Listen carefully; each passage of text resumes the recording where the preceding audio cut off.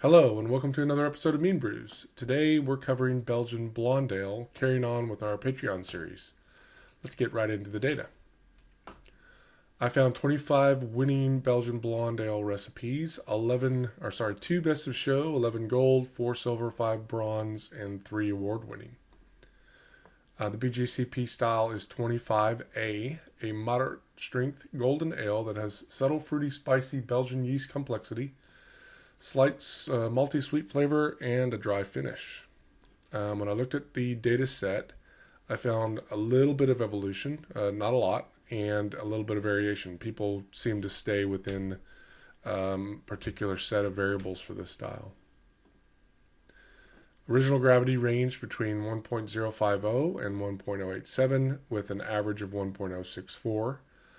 For my recipe, I will be on the low side at 1.060 outside of the BJCP range, and that's because we're seeing a trend downward over time, these being probably double-entered Belgian Golden Strongs, and this is really coming down to the lower values, well under the BJCP range in some cases. For IBUs, it ranged between 18 and 34, with an average of 26, and I will be at 26. One thing to note here is because the gravity is going down, the bittering BU-GU ratio is going up. So the IBUs aren't changing, but the gravity is going down. So you're getting a hoppier product that's winning more often nowadays than in the past. For color, anywhere between the BJCP range between 4 and 7, and we were pretty much within that with an average of 5.3, and I will be on that average as well.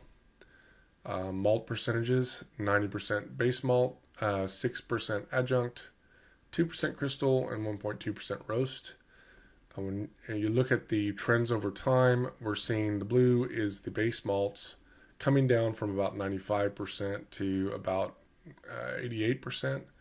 And the orange is the toasted malts, and we're seeing that increase substantially over time. Pretty good correlation coefficients, up to about 3% on average, as high as 6-7% some years. Now, if the recipes use that malt, focusing on the base malt, anywhere between 83 and 97, with an average of around 92. I will be right at about 90. You saw that curve before come down on the base malt to about 88. I'm going to be right where the trends show.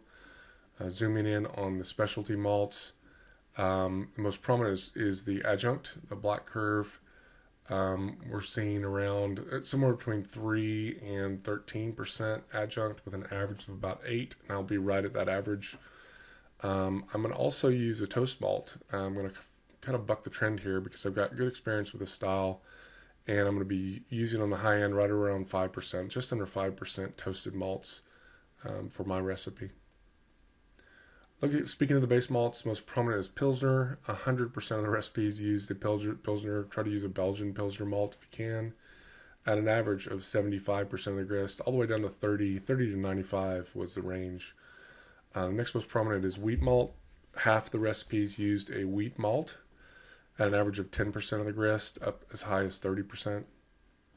And then we had a bunch of others, base malts that were used or sparingly here. I plan to use right around the average for Pilsner and around the average for wheat malt as well. Oh, and actually don't think I'm using that. That's just a stray star, sorry.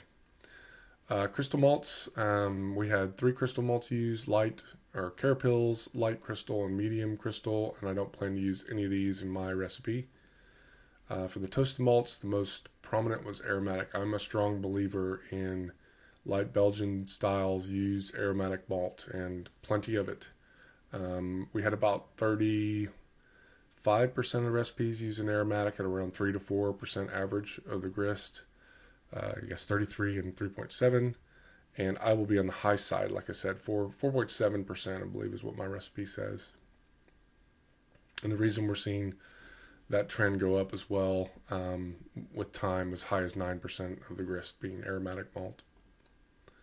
Adjuncts, cane sugar, surprisingly, are 42% of the recipes using sucrose or cane sugar, at an average of 6.5% of the grist. Then we also had candy sugar, dextrose, and some flaked products and honey in some of the recipes.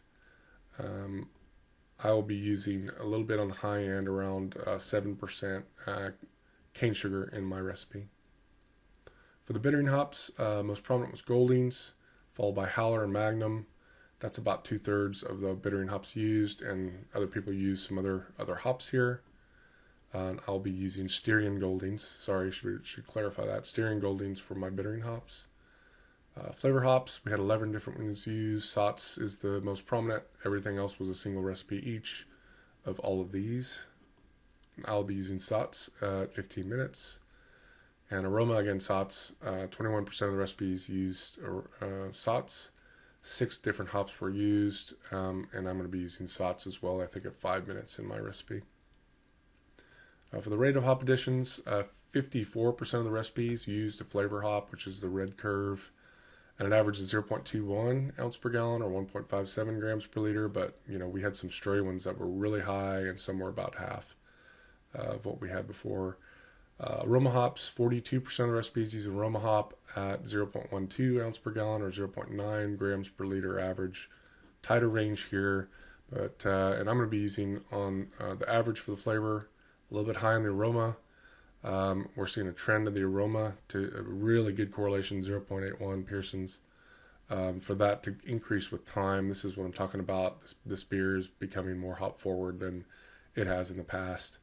Or at least what's winning on competitions. For the mashes, 79% single infusion, 21% step mash. Kind of surprising. I would have expected more here. So I'll be using an infusion. The data kind of points to that here. For those mash rest, we had a protein rest average of 127 Fahrenheit or 53 Celsius for an average of 18 minutes. Beta rest, average of 142 Fahrenheit or 61 Celsius for an average of about 37 minutes. And then the main saccharification rest, the alpha rest, 151 Fahrenheit or 66 Celsius for an average of about an hour. I'm going to be on the low end of that curve because we're seeing, again, a trend down on the main saccharification rest temperature to around 149, 150. I think I'm going to be at 149.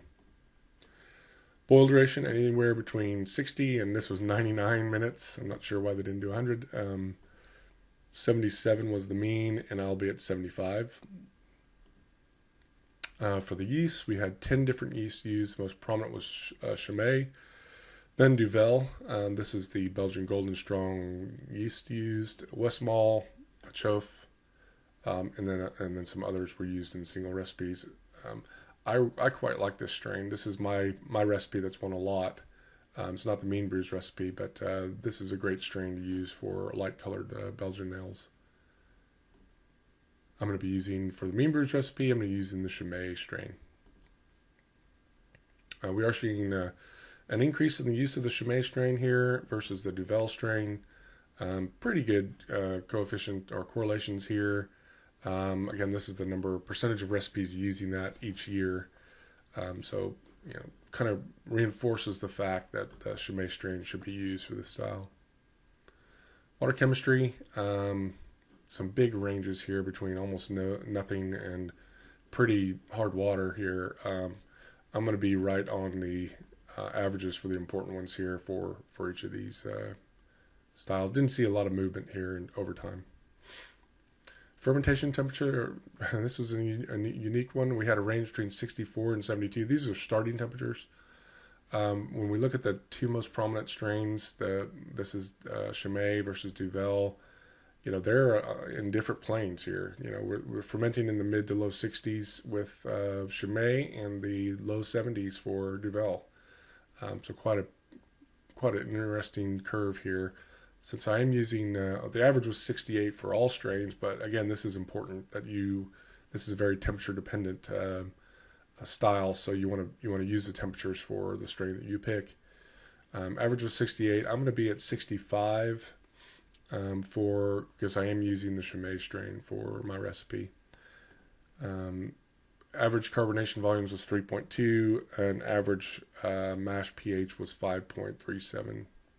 It's pretty high.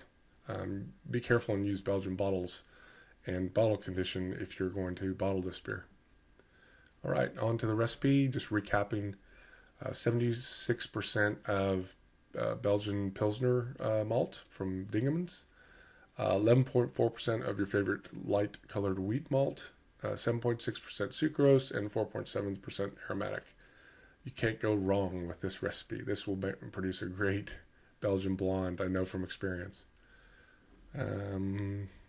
For my bittering hops, I'm going to use Styrian Goldings, about 16 IBUs at 60 minutes. And put in SOTs at these rates at 15 and 0.21 ounce per gallon or 1.57 grams per liter. At 15 at 0.16 or 1.2 grams per liter for at 0. I said 5 before, but it's flame out. I'm going to shoot for a low end of the curve, 1.060 and 26 IBUs. Water chemistry, again, pretty balanced between these two, and right at 50, which is what you want for calcium. Mash pH of 5.36. I'm going to infusion mash at 149 Fahrenheit for an hour. And after I sparge, I'm going to boil for 75 minutes to keep with the data. Chill to 63 Fahrenheit or 17 Celsius, and pitch you don't want to over pitch this style. Pitch a 1 liter starter in a 5 gallon batch of the Chimay strain. Ferment at 65 and just set your temp controller to 73 and just let it free rise by itself up to that temperature. Transfer to Belgian high pressure bottle or keg and carbonate to 3.2 volumes. And that's it for today's recipe. The next style is going to be, again, with the Patreon series, we're going to do Irish Red. And I'm looking forward to that one. Again, check out, if you're interested in purchasing this recipe, it is up on Bacchus and Barleycorn's website. And you can purchase them for making it at home, anything from just the grain hops, or everything you need to make this beer at home. Thanks for tuning in to this episode, and we'll see you in a couple weeks. Thanks. Bye-bye.